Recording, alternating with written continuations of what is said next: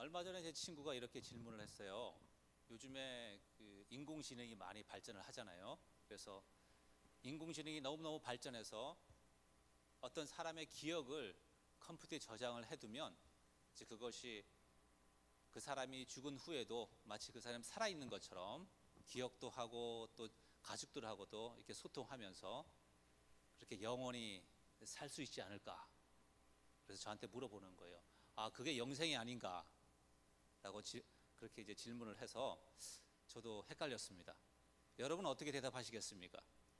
만약에 우리의 기억이 컴퓨터에 저장이 되어서 살아있을 때처럼 말도 하고 소통을 할 수 있다고 한다면, 그래서 계속 경험을 할 수 있다고 한다면 그것이 영생이겠습니까? 오늘 그 답을 얻기를 원합니다. 영생은 우리가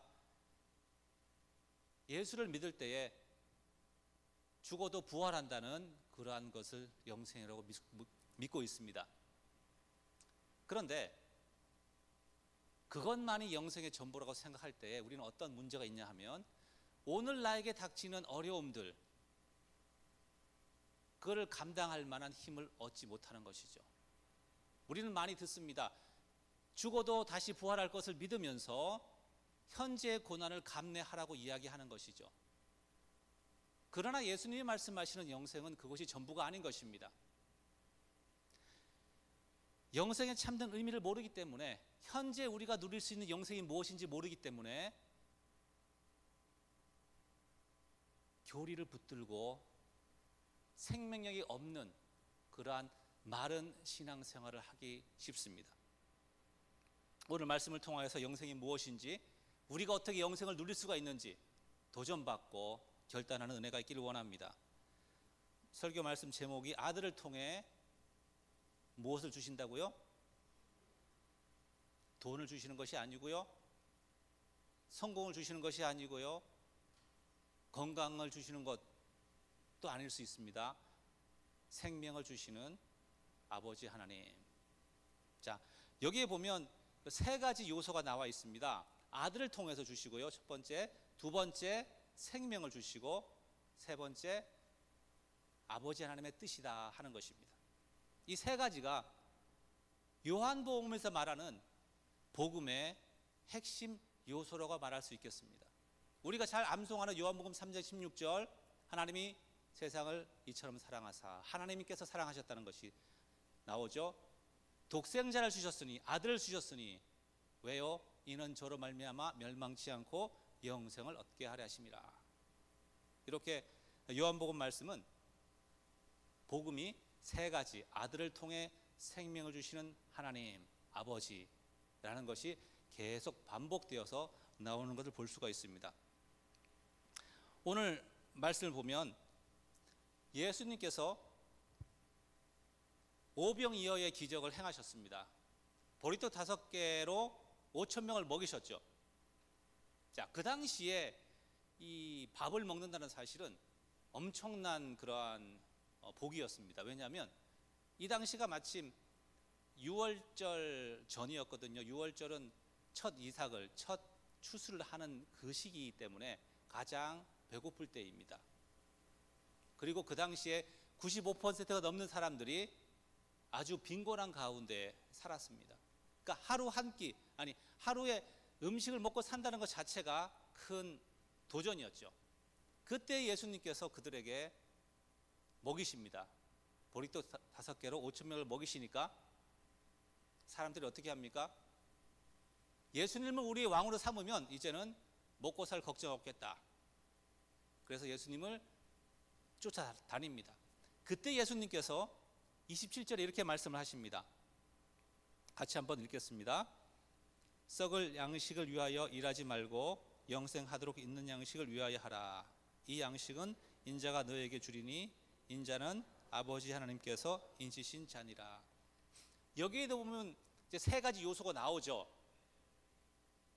영생하도록 있는 양식, 영생을 주시려고 한다는 하나님의 뜻이 나오고요. 누굴 통해 주십니까? 인자, 그 아들을 통해서, 예수님을 통해 주시는 것이 나오고, 이것이 누구의 뜻입니까? 하나님 아버지께서 인지신 자다, 이렇게 말을 하고 있습니다. 그러면서 6장 뒷부분까지 이어지는 본문을 보면 그 아들을 통해 주시고 생명을 주시고 그리고 하나님의 뜻이라는 사실이 반복적으로 계속 돌아가면서 나오는 것입니다. 자, 이 말씀 영생에 대해서 소개를 해 주셨습니다. 하니까 사람들이 생각하기를 그 영생하도록 있는 양식이 마치 만나처럼 하늘에서 주는 것으로 생각을 했어요. 그래서 이 사람들이 그럼 우리가 무엇을 해야지 양식을 얻을 수 있겠습니까? 우리가 얼마나 교회를 잘 섬기고 얼마나 헌금을 하고 어떻게 해야지 우리의 양식을 얻겠습니까? 라고 이야기를 합니다. 그때 예수님이 하시는 말씀이 32절에 시간 관계상 이제 중간에 구절을 생략을 하고요. 이렇게 말씀하십니다. 예수께서 이르시되 내가 진실로 진실로 너에게 이르노니 모세가 너에게 하늘로부터 떡을 준 것이 아니라 누가 주셨다고요? 내 아버지께서 너에게 하늘로부터 참떡을 주시나니. 33절에 하나님의 떡은 하늘에서 내려 세상에게 생명을 주는 것이니라. 하나님께서 주신다는 사실을 이들의 오해를 고쳐주시는 거죠. 그러면서 이제 이들은 여전히 이제 생명의 떡이 만나처럼 이렇게 주시는 것으로 생각을 했습니다. 그래서 34절에 이렇게 말하죠. 주여 이 떡을 오늘도 내일도 모레도 항상 영원히 우리에게 주소서. 그러면 우리가 죽지 않겠습니다 라고 생각을 하는 것이죠. 그때 35절에 놀라운 말씀을 하십니다. 예수께서 이르시되 나는 생명의 떡이니 내게 오는 자는 결코 줄이지 아니할 터이요 나를 믿는 자는 영원히 목마르지 아니하리라. 아멘. 예수님께서 그 떡을 나눠주시는 것이 아니라 예수님 그분이, 예수님 당신이 생명의 떡이라는 사실입니다. 자, 그러면 예수님이 생명의 떡이면 어떻게 되죠? 예수님을 먹어야죠. 예수님을 먹는다는 것은 35절에 설명이 되어 있습니다. 주님께 가는 것이고 주님을 믿는 자는 결코 줄이지 아니할 터이요 영원히 목마르지 아니하리라. 자, 우리는 여기서 이제 예수님을 생명의 떡이라고 한 의미가 무엇인지 이해를 했어요. 무엇이죠? 주님께 가고 주님을 믿는 것이죠. 그러면 어떻게 합니까? 영원히 목마르지 아니하리라. 우리 속에서 기쁨과 감사가 솟아나는, 생수가 솟아나는 생수의 근원이 될 것이다 라고 예수님이 말씀하셨죠. 이것이 바로 우리가 현재 맛볼 수 있는 영생이라고 말할 수 있겠습니다. 주님을 우리 마음 가운데 모실 때에, 우리가 주님께 나아가고 주님을 믿을 때에 우리 마음속에 평강과 기쁨이 있고 찬양이 솟아나는 것이죠. 그렇지 않다면 다시 한번 주님께 나아가서 주님을 고백하시기 바랍니다. 자, 그런데 우리가 여기까지 이제 읽을 때에 이런 질문을 합니다. 우리 속에 기쁨과 감사가 있어도 다 죽던데요. 그렇죠. 우리에게 생명을 주시는 것은 지금 현재의 기쁨과 감사뿐만 아니라는 사실을 예수님께서 말씀하고 계십니다. 39절 40절에 보면 같이 읽겠습니다. 나를 보내신 이의 뜻은 내게 주신 자 중에서 내가 하나도 잃어버리지 아니하고 마지막 날에 다시 살리는 이것이니라. 내 아버지의 뜻은 아들을 보고 믿는 자마다 영생을 얻는 것이니 마지막 날에 내가 이를 다시 살리리라 하시니라. 아멘. 여기서 이제 강조되는 것이 무엇입니까? 나를 보내신 이의 뜻, 하나님의 뜻, 아버지의 뜻이 강조되고 있죠. 그리고 또 반복되는 표현이 무엇입니까? 마지막 날에 내가 다시 살릴 것이다. 이것이 영생의 또 다른 약속을 말하고 있습니다. 이 말씀을 읽을 때에 우리는 참 마음의 평안을 얻을 수가 있어요. 39절에 보니까 내가 하나도 잃어버리지 아니하고, 우리의 믿음이 흔들릴 때가 있고 우리 마음속에 절망과 이런 것들이 덮을 때가 있을 때라도 내가 예수님을 믿는다고 하면 예수님께서 나의 영생을 책임지신다는 거죠. 그리고 마지막 날에, 지금은 영생이 내가 확실하게 경험되지 못하고 지금은 힘든 가운데 살아가지만 마지막 날에 영생을 확실하게 경험할 수 있다는 사실, 내가 믿는 것을 내가 만지고 경험할 수 있다는 그 사실, 무엇을 말합니까? 믿음으로 기다려야 한다는 사실을 말하고 있죠. 이것이 하나님의 뜻이라고 예수님은 이제 37절 8절부터 이제 계속 말씀하고 계세요. 하나님의 뜻이다. 왜 하나님의 뜻이 중요할까요? 우리에게 생명을 주시는 것이. 하나님은 누구십니까? 흙으로 아담을 만드시고 그 속에 생기를 불어넣으셔 살아있는 영, 생명이 되게 하셨습니다. 진흙 덩어리에 생명을 불어넣으셨다는 거죠. 생명의 근원이시고 창조이신 그분께서 이제는 새로운 방식으로 제2의 창조를 하시는 겁니다. 어떻게 하십니까? 아들을 통하여서 놀라운 하나님의 생명을 주시는 것이죠. 그렇기 때문에 우리에게 생명을 주시는 것이 하나님의 뜻이라는 것이 정말로 중요하고 이것만큼 확실한 담보가 없는 것입니다. 자, 이렇게 이제 예수님이 생명의 떡에 말씀하시고 어떻게 영생이 이르는지 쭉 설명을 하십니다. 그러니까 유대인들이 뭐라고 질문을 하냐 하면 41절 42절에 아니 너는 요셉의 아들 예수가 아니냐, 그런데 어떻게 내가 하늘로부터 내려왔다고 하느냐 라고 이야기를 합니다. 그때 예수님께서 그들을 다 설득하지 않으시고 그들이 믿지 못하는 이유를 설명하십니다. 무엇일까요? 44절에 나를 보내신 아버지께서 이끌지 아니하시면 아무도 내게 올 수 없으니 오는 그를 내가 마지막 날에 다시 살리리라. 너희가 나를 믿지 않으냐 하는 것은 하나님께서 너희를 나에게 보내지 않으신 거다. 성령으로 말미암지 않고는 예수 그리스도를 주라 시인할 수 없다는 사실을 다시 한번 말씀하시는 겁니다. 그러면서 예수님께서 48절부터 51절에 다시 한번 생명의 떡에 대해서 말씀하시는 거예요. 그러면서 51절 이렇게 말합니다. 같이 읽겠습니다. 나는 하늘에서 내려온 살아있는 떡이니 사람이 이 떡을 먹으면 영생하리라. 내가 줄 떡은 곧 세상의 생명을 위한 내 살이니라 하시니라. 자, 생명의 떡이라고 말씀하셨을 때 35절에 이렇게 말씀하셨죠.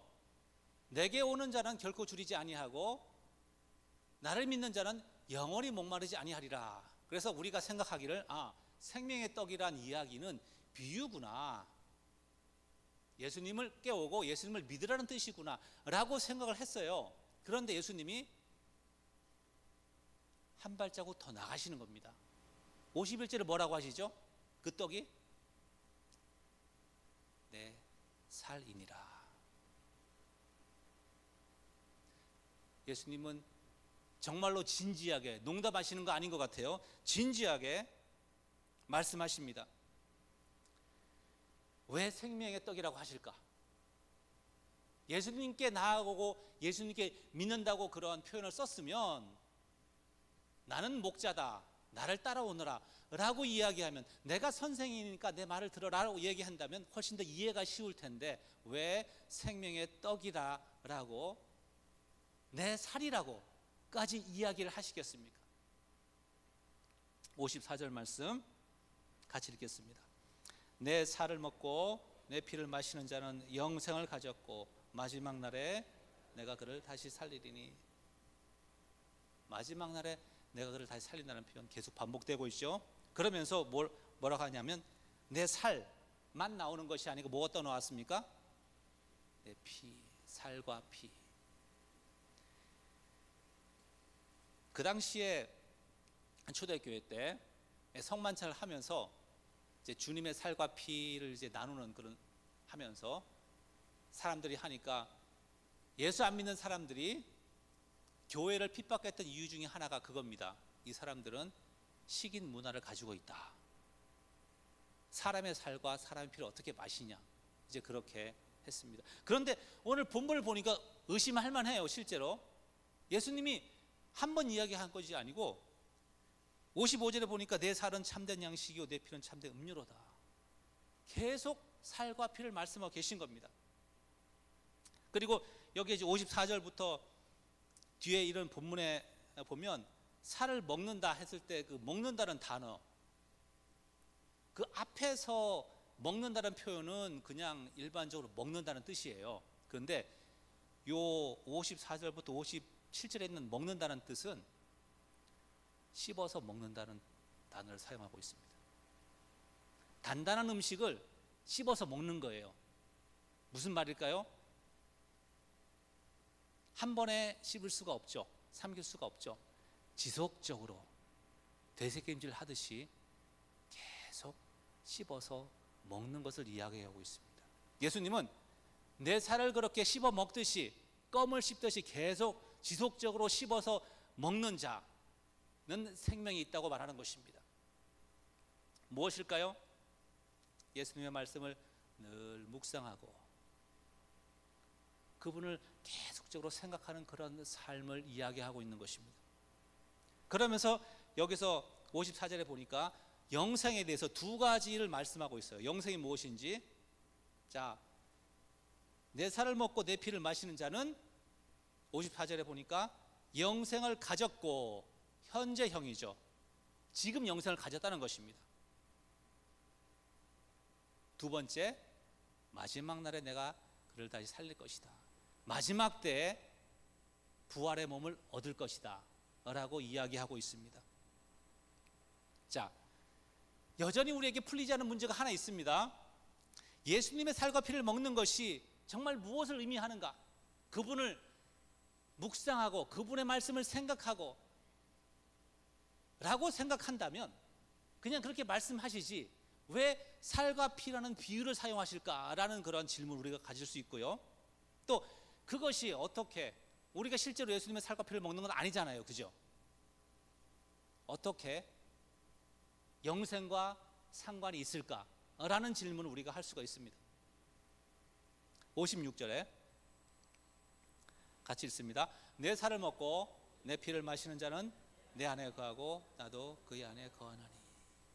아멘. 우리가 성찬식을 할 때 주님의 살과 피를 나눌 때에 우리가 어떤 고백을 합니까? 우리가 예수 안에 있고 예수 그리스도가 내 안에 계시다는 사실을 고백하는 것이죠. 그게 왜 그렇게 되죠? 예수님이 그렇게 말씀하셨거든요. 우리가 그것을 믿고 그걸 행할 때에 예수께서 우리 안에 거하신다는 사실을 말하고 있습니다. 자, 우리가 음식을 먹을 때에 근육을 키우려면 뭘 먹어야 되죠? 예, 단백질을 먹어야 됩니다. 예, 그리고 살이 찔라 그러면 뭐 그러실 분이 없겠지만 예, 탄수화물을 많이 드시면 됩니다. 그걸 먹으면 내 몸속에 들어와서 내 피와 살이 되고 내 세포가 되는 것이죠. 예수 그리스도의 살과 피를 먹을 때에 예수 그리스도의 몸이 내 속에 들어와서 내 몸이 되고 내 피가 되고 내 호흡이 되고 내 생각이 되는 것입니다.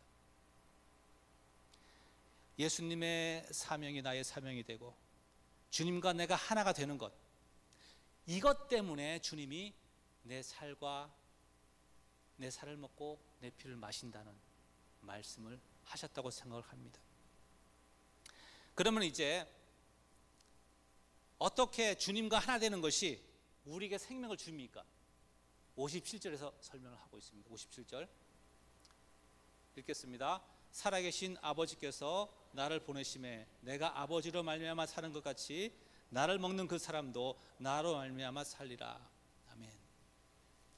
살아계신 아버지께서, 그냥 아버지라고 하지 않으셨고 살아계신 생명의 근원이 되신 그 아버지께서 나를 보내심에, 여기에 이제 많은 설명이 생략되어 있습니다. 자, 예수님께서 요한복음에 보면 항상 이렇게 말씀하셨어요. 나는 내 마음대로 말하는 것이 아니고 나를 보내신 이의 말을 하고 내가 내 하고 싶은 대로 행하는 것이 아니고 나를 보내신 이의 일을 한다. 예수님께서 아버지께서 나를 보내심에라고 말한 것은 내가 아버지의 일을 하고 아버지의 말씀을 한다라는 뜻이고, 그렇기 때문에 아버지께서 나와 함께 계신다는 뜻입니다.